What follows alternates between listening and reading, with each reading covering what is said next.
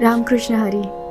वारकरी बांधवांनो, कल्पना करा, एका बाजूला महायोगी चांगदेव महाराज, शेकडो वर्षांची तपश्चर्या, असंख्य योगसिद्धी, वाघावर स्वार आणि हातात जिवंत नाग आणि हजारो शिष्यांचा भव्य लवाजमा. तर दुसऱ्या बाजूला अवघे 16 वर्षांचे संत ज्ञानेश्वर महाराज. ना सैन्य, ना वैभव, ना चमत्कार दाखवण्याची इच्छा, पण जे पुढच्या काही क्षणात घडणार होतं त्यांनी संपूर्ण भारताला नम्रतेचा खरा अर्थ शिकवला. एक निर्जीव दगडाची भिंत चालू लागली, होय, चालती भिंत. पण हा चमत्कार केवळ लोकांना आश्चर्यचकित करण्यासाठी नव्हता, तर अहंकारावर ज्ञानाचा विजय मिळवण्यासाठी होता. आजच्या भागात आपण पाहणार आहोत भारतीय संत परंपरेतील सर्वात प्रसिद्ध आणि अद्भुत प्रसंग. म्हणून हा भाग शेवटपर्यंत नक्की ऐका, कारण शेवटी तुम्हाला समजेलच खरा मोठेपणा योगसिद्धीत नसतो, तर नम्रतेत असतो.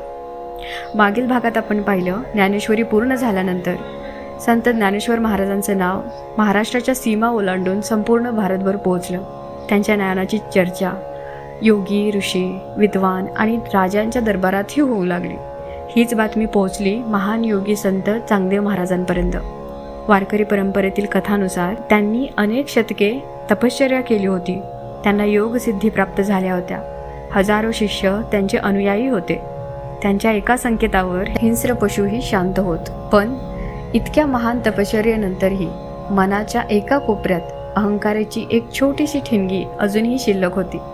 चांगदेव महाराजांनी विचार केला, हा 16 वर्षांचा संत इतका महान कसा? आणि त्यांनी ज्ञानेश्वर महाराजांना पत्र पाठवण्याचं ठरवलं. पण पत्र लिहिताना त्यांच्यासमोर एक विचित्र प्रश्न उभा राहिला. या संताला कसं संबोधायचं? चिरंजीव लिहावं, पण ते संत आहेत. पूज्य लिहावं, पण वयाने लहान आहेत.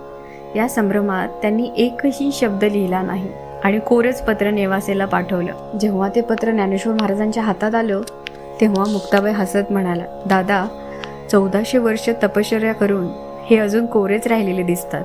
पण ज्ञानेश्वर महाराजांनी बहिणीला प्रेमाने समजावलं, मुक्ते, संतांची थट्टा करू नकोस. त्यांच्या मनात संभ्रम आहे आणि त्या संभ्रमाला आपण प्रेमाने उत्तर द्यायचं आहे. गुरुसंत निवृत्तीनाथांच्या आज्ञेने ज्ञानेश्वर महाराजांनी चांगदेव 65 लिहिली. 65 ओव्यांमधून त्यांनी अहंकाराचा त्याग, आत्मज्ञान आणि अद्वैत यांचं गूढ अर्थ समजावून सांगितला. जेव्हा चांगदेव महाराजांनी त्या ओव्या वाचल्या, त्यांच्या डोळ्यातून अश्रू आले. ते मनोमन म्हणाले, हा मुलगा नाही, हा तर साक्षात ज्ञानाचा महासागर आहे. आणि त्यांनी निर्णय घेतला, मी स्वतः नेवासेला जाईन आणि त्या संताला भेटेन. पण त्यांच्या मनातील अहंकार अजून पूर्णपणे वितळला नव्हता. त्यांनी आपल्या शिष्यांना आदेश दिला, आपल्या सर्व वैभवासह निघायची तयारी करा. कोणी वाघ तयार करू लागले, कोणी नाग आणू लागले, कोणी ध्वज, कोणी नगारे. संपूर्ण परिसरात एकच चर्चा सुरू झाली, महायोगी चांगदेव महाराज स्वतः ज्ञानेश्वराला भेटायला चाललेले आहेत. पण नेवासेत बसलेल्या ज्ञानेश्वर माऊलींच्या चेहऱ्यावर मात्र शांत स्मित होतं. त्यांना माहिती होतं, ही भेट 2 व्यक्तींची नाही, तर अहंकार आणि आत्मज्ञानाची भेट आहे. आणि या भेटीमध्ये घडणार होता भारतीय संत परंपरेतील सर्वात प्रसिद्ध प्रसंग, चालती भिंत. चला वारकरी बांधवांनो, आता सुरू होते एपिसोड 15 भाग 12, चालती भिंत आणि चांगदेवांचा अहंकार. रामकृष्ण हरी. तापी नदीच्या काठी पहाटेची वेळ. आश्रमात मोठी लगबग सुरू होती. शिष्य इकडून तिकडे धावत होते. कोणी ध्वज सजवत होते, कोणी नगारे तयार करत होते, कोणी फुलांच्या माळा आणत होते. आणि आश्रमाच्या मध्यभागी महायोगी संत चांगदेव महाराज ध्यानातून बाहेर आले. त्यांनी डोळे उघडले. सर्व शिष्यांनी एकाच वेळी नमस्कार केला. गुरुदेव, सर्व तयारी पूर्ण झाली आहे. चांगदेव महाराज शांतपणे म्हणाले, आज आपण ज्ञानेश्वरांना भेटायला निघत आहोत. इतक्यात एक शिष्य नम्रपणे विचारतो, गुरुदेव, साध्या पद्धतीने जाऊ का? चांगदेव काही क्षण शांत राहिले, मग हळूच हसले, नाही, आज आपण आपल्या योगसिद्धींसह जाऊ. क्षणात एक विशाल वाघ त्यांच्या समोर आणला गेला. चांगदेव महाराज त्यावर विराजमान झाले. हातात एक जिवंत नाग त्यांनी चाबकासारखा धरला. हजारो शिष्य मागे चालू लागले. शंखनाद झाला, नगारे दुमदुमले. लोकांच्या तोंडून एकच जयघोष, महायोगी चांगदेव महाराज की जय. त्याचवेळी नेवासेच्या मोहिनीराज मंदिराजवळ ज्ञानेश्वर महाराज, निवृत्तीनाथ, सोपानदेव आणि मुक्ताबाई एका जुन्या दगडी भिंतीवर बसून भक्तांशी संवाद साधत होते. एक वारकरी धावत आला, माऊली, माऊली, चांगदेव महाराज येत आहेत. वाघावर बसून हातात नाग घेऊन. गावकरी घाबरले, कोणी घरात पळाले, कोणी मंदिरात लपले. पण ज्ञानेश्वर महाराजांच्या चेहऱ्यावर मात्र स्मित होतं. मुक्ताबाई म्हणाल्या, दादा, आपण त्यांचं स्वागत करायला जाऊ का? ज्ञानेश्वर महाराज गुरूंकडे पाहू लागले. निवृत्तीनाथ हसले. ते म्हणाले, ज्ञाना, संताला चालत जाऊन भेटण्याची गरज नाही, आज भिंतीलाच चालायला सांग. क्षणभर सगळे शांत झाले. सोपानदेव आश्चर्याने म्हणाले, गुरुदेव, भिंत चालेल? निवृत्तीनाथ म्हणाले, गुरुकृपेने अशक्यही शक्य होतं. ज्ञानेश्वर महाराजांनी डोळे मिटले, गुरूंचं स्मरण केलं, विठ्ठलाचं नाम घेतलं. राम कृष्ण हरी. त्यांनी हळुवारपणे त्या दगडी भिंतीवर हात ठेवला आणि अतिशय शांत स्वरात म्हणाले, चला. क्षणभर संपूर्ण परिसर स्तब्ध झाला. अचानक भिंत हलू लागली. पहिल्यांदा हळूहळू, नंतर ती पुढे सरकू लागली. भिंतीवर ज्ञानेश्वर महाराज, निवृत्तीनाथ, सोपानदेव आणि मुक्ताबाई शांतपणे बसले होते. गावकरी ओरडू लागले, भिंत चालत आहे, ज्ञानोबा माऊलींचा चमत्कार. वारकरी आनंदाने रडू लागले. दूरवर चांगदेव महाराजांचा भव्य लवाजमा दिसत होता. वाघावर बसलेले चांगदेव, हातात नाग आणि समोर चालत येणारी दगडी भिंत. चांगदेव महाराज थबकले. त्यांच्या डोळ्यावर अविश्वास होता.